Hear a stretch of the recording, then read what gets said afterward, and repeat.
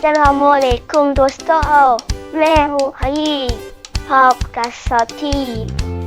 आज भी आए हैं हम एक नई बात में करते हैं कुछ बातें। चलो दोस्तों, जानते हैं कुछ नया फलों और सब्जियों के बारे में। देखो बच्चों, ये बाग है कितना रंगीन। यहाँ फल है और सब्जियाँ जो कि है सबकी पसंदीदा। आओ मिलकर जाने उनकी कहानी। सब्जियों और फलों से सुनते हैं उन्हीं की जुबानी। ये है मिस्टर प्याज, हर डिश में है जरूरी। पकवान हो या हो सलाद, ये है सबके लिए लाजवाब।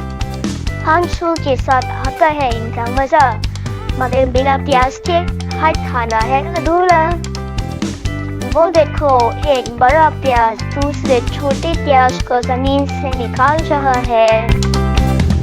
ये है मिस नारियल, सफेद और मिठास से भरी हुई। नारियल पानी हो या हो मिठाई, ये सब में है प्यारी।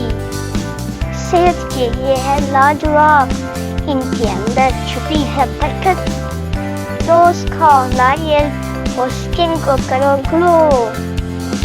ये है मिस शिमला मिर्च, लाल, हरी और पीली, रंगीन और खुशबूदार।